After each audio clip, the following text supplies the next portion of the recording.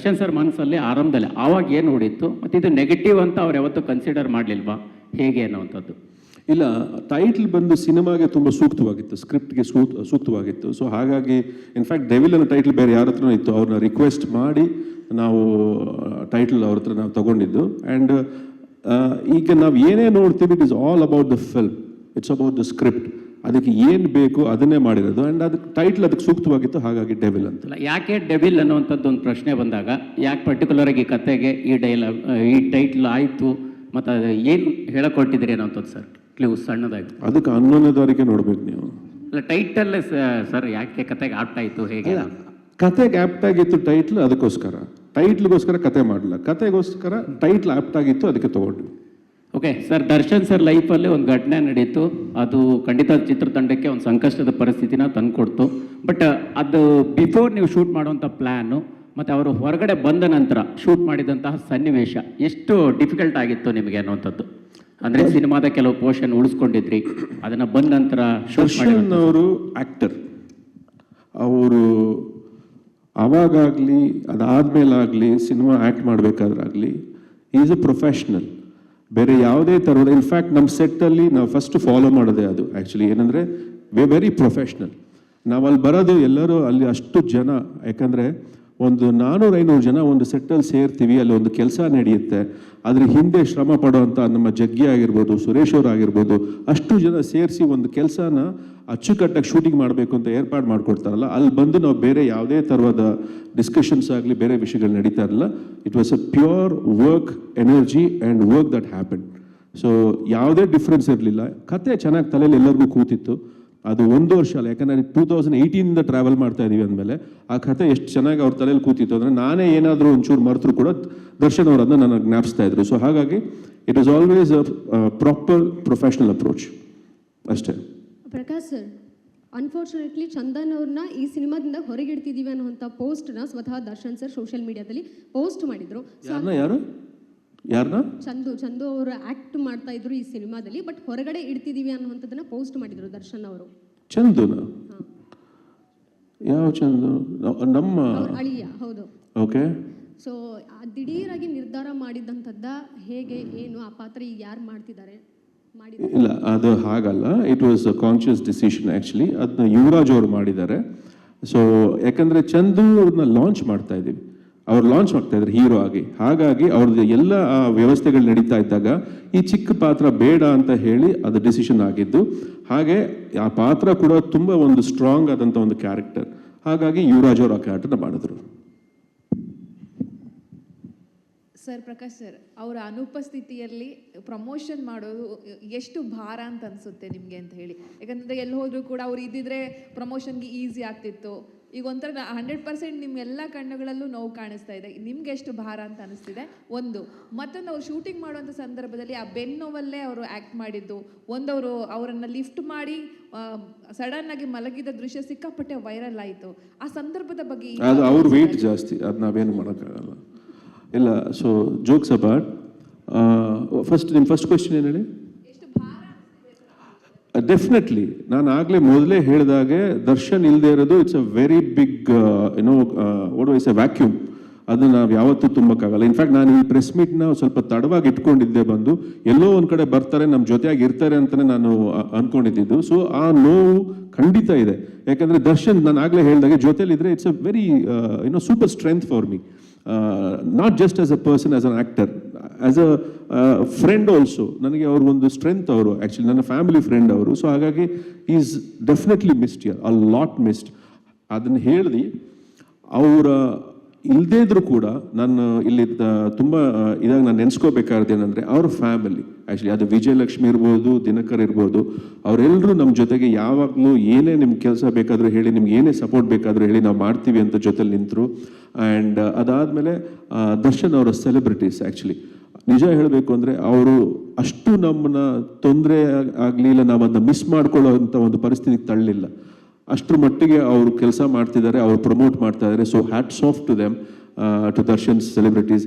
ಅದು ಎಂಥ ಸೈನ್ಯ ಕಟ್ಕೊಂಡಿದ್ದಾರೆ ಅಂದರೆ ಅದು ಸುಮ್ಮನೆ ಬರೋದ ವಿಷಯ ಅಲ್ಲ ಅದು. He is definitely very very very blessed to have such beautiful fans. Prakash sir, ನಿಮಗೆ ನೀವು ಎಷ್ಟೇ ಸಿನಿಮಾ ಮಾಡಿದರೂ ಕೂಡ ಮಿಲನ ಅನ್ನುವಂಥದ್ದು ಒಂದು ಮೈಲ್ ಸ್ಟೋರಿ ನಿಮ್ಮ ಲೈಫಿಗೆ. ಸೊ ಅದಾದ ನಂತರ ದರ್ಶನ್ ಅವರಿಗೆ ಒಂದು ಸಿನಿಮಾ ಮಾಡ್ತಾರೆ ಅಂದಾಗ ಫ್ಯಾಮಿಲಿ ಓರಿಯೆಂಟೆಡ್ ಸಬ್ಜೆಕ್ಟ್ ನಾವು ಮಿಲನ ಎಲ್ಲ ಅಬ್ಸರ್ವ್ ಮಾಡಿದಾಗ ಸೊ ಅದನ್ನು ಯಾವ ಥರ ಕ್ಯಾರಿ ಫಾರ್ವರ್ಡ್ ದರ್ಶನ್ ಅವರ ಒಂದು ಸಿನಿಮಾದಲ್ಲಿ ಮಾಡ್ತಾರೆ ಅನ್ನುವಂಥ ಪ್ರಶ್ನೆ ಸಾಕಷ್ಟು ಇತ್ತು. ಅದನ್ನು ಯಾವ ಥರ ಕಂಟಿನ್ಯೂ ಮಾಡ್ಕೊಂಡು ಹೋಗಿದ್ದೀರಾ? ಅದೇ ಥರ ಇರುತ್ತಂದರೆ ಫ್ಯಾಮಿಲಿ ಆಡಿಯನ್ಸ್ಗೆ ಕೂಡ ಕೂತ್ಕೊಂಡು ನೋಡುವಂಥ ಸಿನಿಮಾ ಆಗಿರುತ್ತಾ ಇದು ಅಂತ?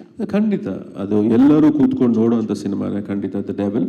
ಬಟ್ ಅಪ್ರೋಚ್ ಬೇರೆ ಇದೆ. ಆ್ಯಂಡ್ ಎಲ್ಲರೂ ಹೇಳ್ತಾರೆ ಸರ್ ಮಿಲನ ಥರ ಸಿನಿಮಾ ಅಂತ. ನಾನು ಹೇಳ್ತೀನಿ ಓಕೆ ಮಿಲನನೇ ಇನ್ನೊಂದ್ಸಲ ನೋಡ್ಬಿಡಿ ಅಂತ. ಸೊ ಹಾಗೆ ಐ ಕಾಂಟ್ ರೆಪ್ಲಿಕೇಟ್ ಮಿಲನ, ಇಲ್ಲ ಮಿಲನ ಥರನೇ ಇನ್ನೊಂದು ಸಿನಿಮಾ ನಾನು ಮಾಡೋಕ್ಕಾಗಲ್ಲ. ನನಗೂ ಒಂದು ಚಾಲೆಂಜಸ್ ಬೇಕು, ನಾನು ಬೇರೆ ಏನಾದ್ರು ಟ್ರೈ ಮಾಡ್ತೀನಿ ಅನ್ನೋ ಒಂದು ಇದು ಬೇಕು. ಸೊ ಹಾಗಾಗಿ ತಾರಕ್ ನಾವು ಮಾಡಿದಾಗ ಆ್ಯಕ್ಚುಲಿ ದರ್ಶನ್ ಇಲ್ಲ ನಾವು ಫ್ಯಾಮಿಲಿ ಸಿನಿಮಾನೇ ಮಾಡಬೇಕು ಫಸ್ಟು ಅಂತ. ಯಾಕಂದರೆ ತಾರಕ್ ನಾವು ಮಾಡಬೇಕು ನಾನು ಹೇಳಿದೆ, ಇಲ್ಲ ನಾನು ಬೇರೆ ಏನೋ ಮಾಡಬೇಕು ಅಂತ ಅನ್ಕೊಂಡು, ಇಲ್ಲ ತಾರಕ್ಕೆ ಮಾಡೋಣ ಅಂತ. ಸೊ ಹಾಗಾಗಿ ತಾರಕ್ ಆಗಿದ್ದು. ಸೊ ನಾವು ನೆಕ್ಸ್ಟ್ ದ ಡೆವಿಲ್ ಮಾಡ್ಬೇಕಾದ್ರೆ ನಾನು ಹೇಳಿದೆ, ನೀನು ಅನ್ಕೊಂಡು ಹಾಗೆ ಒಂದು ಸಿನಿಮಾ ಆಯ್ತಲ್ಲ, ಈಗ ನಾನು ದರ್ಶನ್ನ ಹೇಗೆ ನೋಡಬೇಕು ಅಂತ ಅಂದ್ಕೊಂಡಿದ್ದೀನೋ ಹಾಗೊಂದು ಸಿನಿಮಾ ಮಾಡಬೇಕು ಅಂತ ಈ ಥ್ರೆಡ್ನ ನಾನು ಅವ್ರಿಗೆ ಹೇಳಿದ್ದು. ಸೊ ಡೆಫಿನೆಟ್ಲಿ ಆ ಒಂದು ಜರ್ನಿಗೂ ಇದಕ್ಕೂ ಸಂಬಂಧನೇ ಇಲ್ಲ. And having said that, it is definitely something the entire family can sit and watch.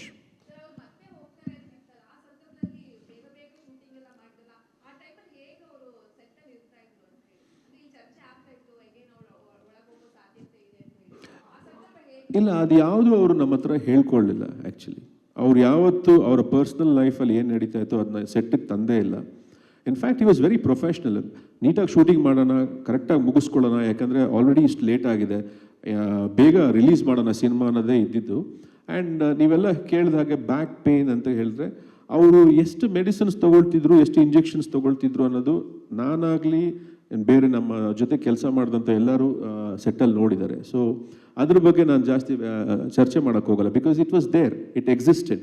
ಅದ್ರ ಮಧ್ಯಾಹ್ನ ಅವ್ರು ಶೂಟಿಂಗ್ ಮಾಡಿಕೊಟ್ರು ಅನ್ನೋದೊಂದು ನಾನು ಹೇಳ್ಬೋದು ಅಷ್ಟೇ, ಬಿಟ್ಟರೆ ದಟ್ ಪೇನ್ ಡೆಫಿನೆಟ್ಲಿ ಎಕ್ಸಿಸ್ಟೆಡ್.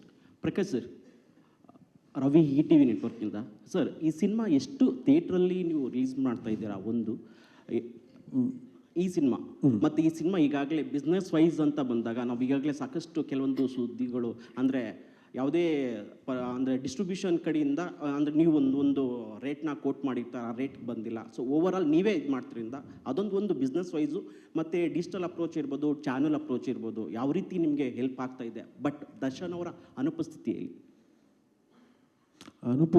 ಹೇಗೆ ಹೆಲ್ಪ್ ಆಗ್ತಿದೆ ಅಂತ ಗೊತ್ತಿಲ್ಲ. ಬಟ್ ಸಿನಿಮಾ ಮುಗಿಸಿದ್ದೀವಿ, ಪೋಸ್ಟ್ ಪ್ರೊಡಕ್ಷನಲ್ಲಿ ಇಷ್ಟು ದಿವಸ ತೊಡ್ಕೊಂಡಿದ್ದೀವಿ, ನೆಕ್ಸ್ಟ್ ನಾಳೆಯಿಂದನೂ ಅದೇ ಕೆಲಸ ಇರುತ್ತೆ.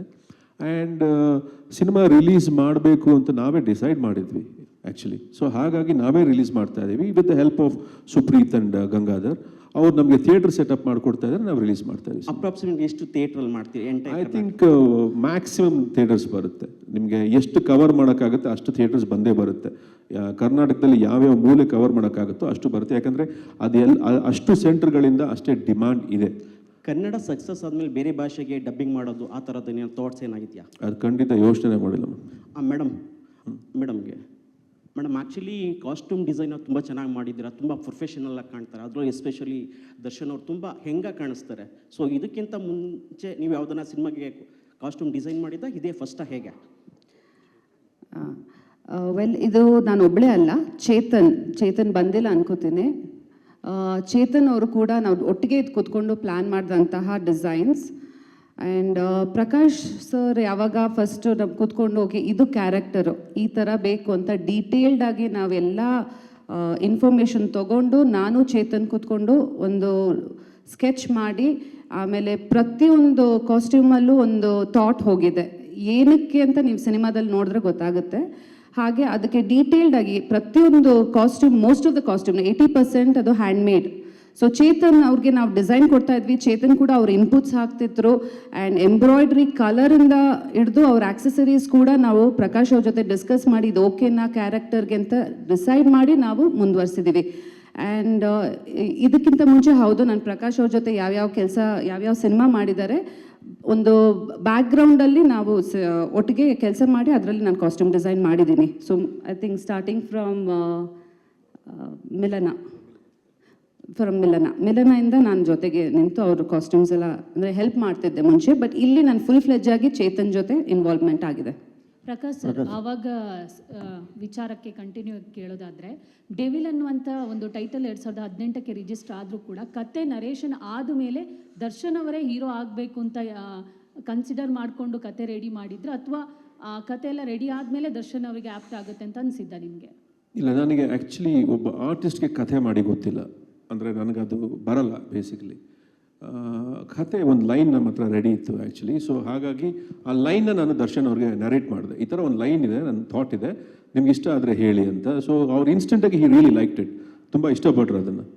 ಹಾಗಾಗಿ ಅದು ಇಷ್ಟಪಟ್ಟ ಮೇಲೆ ನಾನು, ಕಾಂತರಾಜು, ಆಮೇಲೆ MS ಅಭಿಷೇಕ್ ಅವರು ನಾವೆಲ್ಲ ಕೂತು ಅದನ್ನು ಒಂದು ಫಾರ್ಮ್ಯಾಟಿಗೆ ತೊಗೊಂಡು ಬಂದ್ವಿ ಬೇಸಿಕಲಿ. ಸೊ ಹಾಗಾಗಿ ಆ ಥರ ಶುರುವಾಗಿದ್ದು ಸಿನಿಮಾ.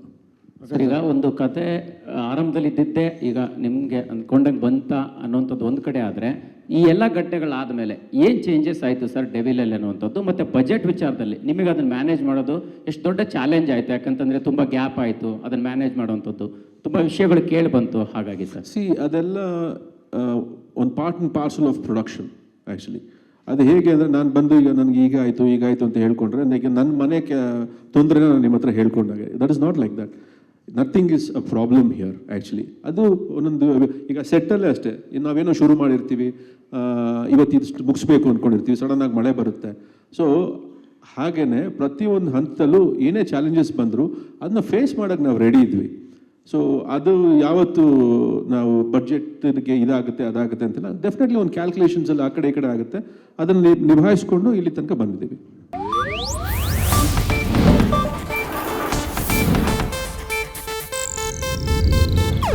ಇದು ಏಷ್ಯಾನೆಟ್ ನ್ಯೂಸ್ ನೆಟ್ವರ್ಕ್ ಪ್ರಸ್ತುತಿ.